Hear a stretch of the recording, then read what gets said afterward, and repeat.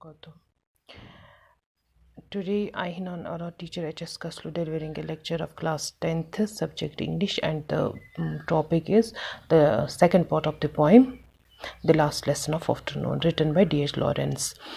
कल हमने पढ़ा था कि ये जो D.H. लॉरेंस है ये एक टीचर के तौर पर अपने आप को ही पेश करता है इस पोएम में, कि जब मैं क्लास में जाता हूँ तो बच्चे वहाँ पे किस तरह उनके बिहेवियर के बारे में, उनके नॉलेज के बारे में, और ये बिल्कुल इससे इनको नफ़रत हो गई है इन बच्चों से। बोलता है कि कब मैं इस क्लास से बाहर जाऊँ, इसको बहुत ज़्यादा, क्योंकि ये इसकी इंसल्ट करते हैं, ये इसको मानते नहीं हैं। तो फिर इसको ये बताते हैं कि कैसे इनको अब ये सोचता अपने आप को कि क्या मैं इनके लिए अपने आप को चेंज कर सकता हूँ। तो ये बोलता है कि नहीं, मैं नहीं कर सकता हूँ। So I will not waste my soul and my strength for this, what do I care for all that they do amiss? What is the point of their teaching of mine and of this learning of theirs? It all goes down the same abyss. What does it matter to me if they can write a description of a dog or if they can't? What is the point to us both? It is all my aunt.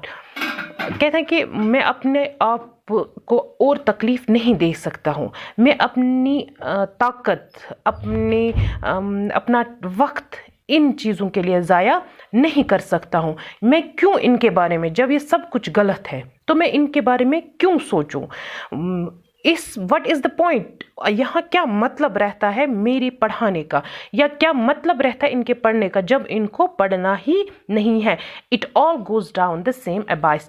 ये जो दोनों बातें जो है, दोनों चले गए हैं एक गहरे गड्ढे में। अबाइस मीन्स बॉटमलेस, कि इसको मतलब ये दोनों बातें, मेरा पढ़ना और इनका, मेरा पढ़ाना और इनका पढ़ना जो है, दोनों चले गए हैं एक गहरे गड्ढे में।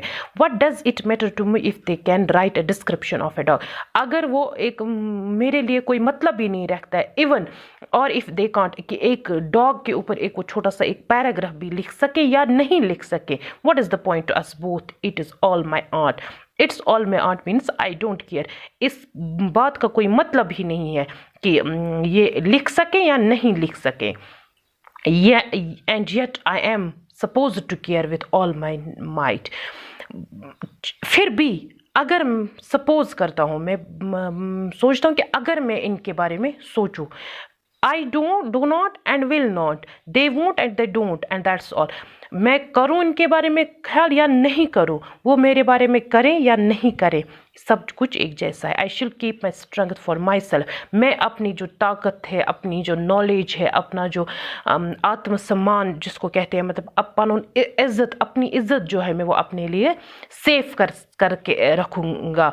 दे can keep theirs as well. वो अपने जो उनके पास है वो अपने खुद अपने पास रखे। Why should we beat our heads against the wall? Beat our head against the wall means attempt to do something that is clearly impossible. कोई भी ऐसी चीज़ जो कभी पॉसिबल है ही नहीं, कि मैं क्यों फिर ये कोशिश करूं जो कभी हो ही नहीं सकता है। Of each other I shall sit and wait for the bell. ना वो कभी मानेंगे, ना वो मेरी बात कभी मानेंगे, ना अपने आप को कभी चेंज करेंगे वो। तो मुझे बैठना चाहिए इधर ही और वेट करना चाहिए कि बेल कब हो जाएगी और मैं क्लास से बाहर चला जाऊं। That's all about the poem the last lesson of afternoon. तो इसके जो क्वेश्चंस है वो भी मैं सेंड करूँगी आपको अपने ग्रुप में, तो आप वो उस वहाँ से देख सकते हैं। तो ये जो ये पोएम है एक्चुअली, मतलब टीचर क्लास में आता है, फिर बच्चे वहाँ पे पढ़ते नहीं हैं अच्छे से, तो ये जो टीचर फिर तंग आ जाता है बच्चों से, और उसकी इंटरेस्ट जो टोटली ख़त्म हो जाती है, लैक ऑफ इंटरेस्ट, बिकॉज बच्चे उसको ऑनर नहीं करते उस तरह से, या बच्चों को पढ़ने का शौक ही नहीं है। तो जो टीचर है उसकी तमाम जो इंटरेस्ट है, जो चाहत होती है उसकी, वो सब ख़त्म हो जाती है, एंड वो सिर्फ वेट करता है कि कब बेल हो जाएगी और मैं क्लास से बाहर चला जाऊं। That's all about the poem. Hope you understand it fully.